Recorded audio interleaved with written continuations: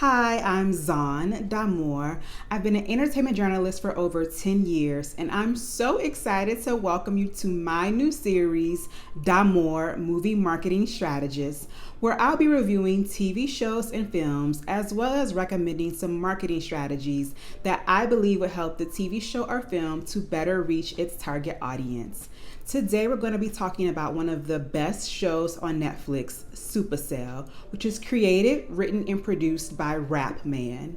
Not only is it a phenomenal show from a screenwriting and cinematography standpoint, this show is important for Black culture, Black love, Black men, and so much more. In Supacell, a group of strangers' lives become intertwined as each person learns that they have superpowers as a result of a parent or family member having the sickle cell disease.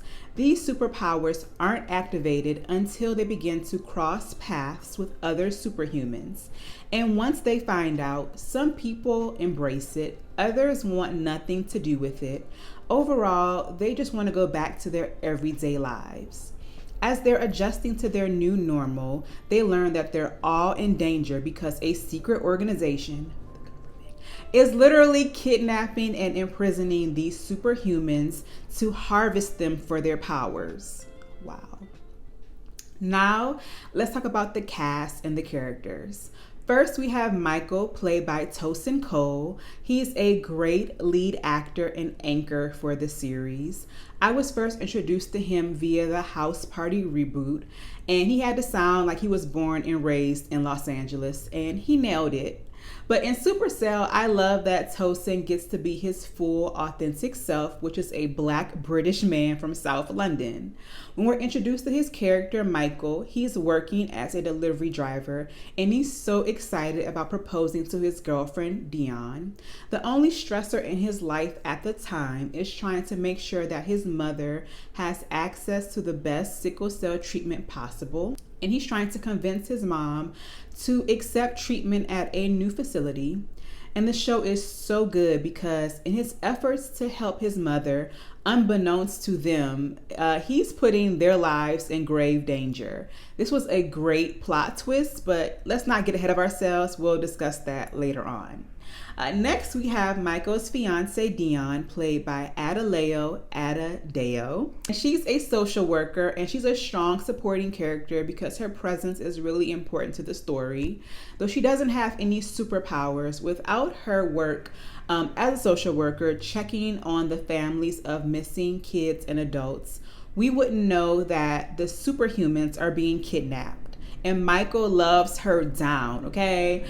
He's trying to do everything in his power, literally and metaphorically, to keep her safe. And I love their love. Next, we have Taser, played by Josh Tadeko. He's my favorite character because you literally get to see him choose between good and evil. When he learns that he has the power to become invisible, he becomes a menace, because he believes that now he's invincible against a rival gang, and unfortunately others will get hurt at his expense. I love Taser because he's the anti-hero of the group, and you want to root for him because he's so young and so naive, and he has a lot of redemptive qualities, but sometimes his actions are really selfish. And now that we know, spoiler alert, that his mother didn't just leave him, that she was kidnapped because unbeknownst to Taser, his mother had superpowers, I wonder if Taser is going to continue to be so self-destructive, or in season 2, if he's going to become more self-aware. Next, we have my second favorite character, Andre, played by actor Eric Kofi Abrefa. And one of the many reasons why I enjoy Supacell is because it shows that coming of age stories aren't just for teenagers. Because Andre spent over a decade of his life incarcerated for a crime that he didn't commit. Now in his mid-30s, he's trying to figure out how to be a productive member of society and a father to his teenage son, AJ. Andre has superhuman strength, which he discovers after he accidentally robs an ATM. Now, what had happened was when Andre's job failed to pay him, his account was in the negative while his son was at home waiting for dinner. Andre slams his fist on the ATM and all the money dispenses. He thinks that no one sees this, but CCTV and the secret society are always watching. Andre then goes on a shopping spree with AJ, but then debt collectors literally come to his door and take the rest of his money, and now he's back to where he started. Andre struggles to find gainful employment until he ends up being offered a job by the secret society that exploits superhumans. Luckily, Michael is able to stop Andre and get him to understand that he's on the wrong side of history, and he ends up joining the Supas. Unfortunately, during this time that Andre was being held hostage by the secret society, his son AJ fell into the wrong crowd. And now in season 2, Andre is going to have to save him. Prayerfully, Taser's gang doesn't get to him first. Next, we have Sabrina, played by Nadine Mills. She reminds me a lot of myself. She has the disposition of a firstborn daughter with a lot of responsibilities. Sabrina is an excellent nurse who loves her job, but she's often undervalued and overlooked for a promotion. And she also isn't interested in embracing her power of telekinesis, which means she can move things with her mind. In addition to being a nurse, she's also responsible for her younger sister, Charlene. Sabrina has to use her powers to protect Charlene against an assault. Then we see that Charlene reignites a relationship with her abusive ex-boyfriend and the villain of the series named Crazy. We'll talk more about him in a second.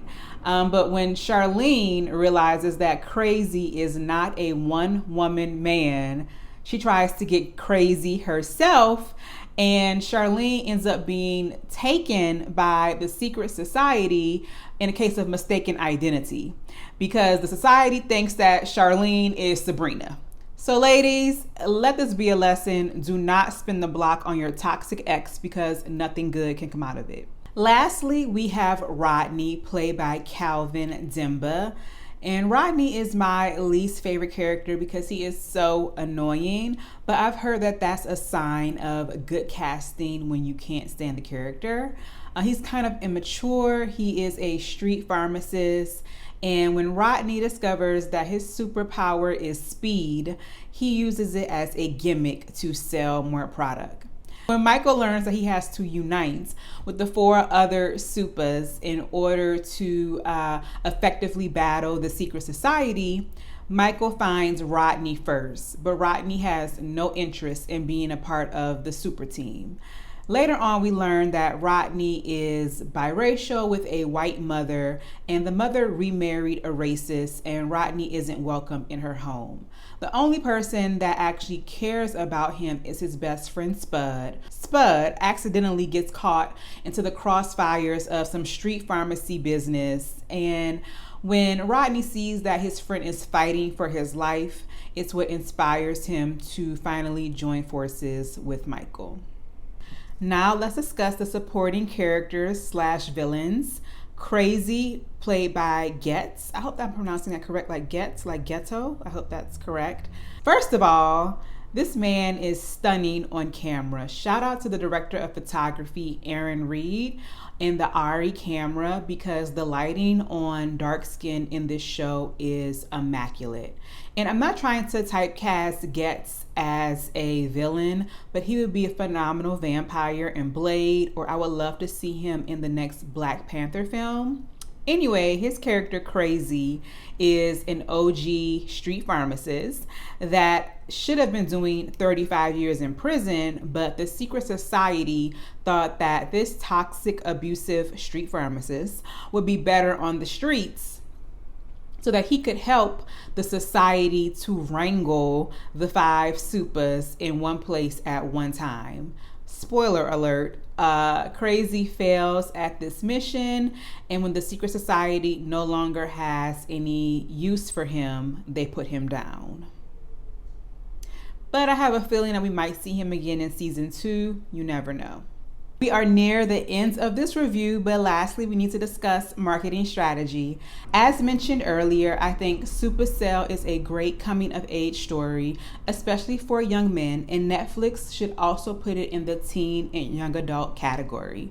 There's a great opportunity for Netflix to set themselves apart from other streamers and connect with Gen A and Gen Z by establishing Netflix University, an after-school student review club in association with English and literature classes with a food and beverage partner. Similar to America's Pizza Hut Book It program, where you're incentivized for reading, this after-school club would be for TV shows and films. It would help to promote media literacy as well as a space for students that have interest in careers in the arts to glean a deeper understanding about script writing and storytelling. Netflix could set up screenings at these middle schools, high schools, and secondary schools in the UK, and students can participate in episodic discussions and receive extra credit in their English and literature classes. And I would love to also see the cast visit these secondary schools while promoting season 2. And lastly, the music in Supacell was amazing. The music supervisors were working overtime. There were so many songs in the show, but I'm not that familiar with that many UK artists. So I would love to see a Pandora or Spotify Supacell playlist, as well as a partnership with different DJs that do like mashup videos on TikTok to do like different playlists that feature like artists from the series to promote season 2. And that's it for my review plus strategy recommendations for Supacell season 1. Please comment below. Let me know what you thought about the show. Please subscribe, and I will see you again soon. Thanks for watching. Bye.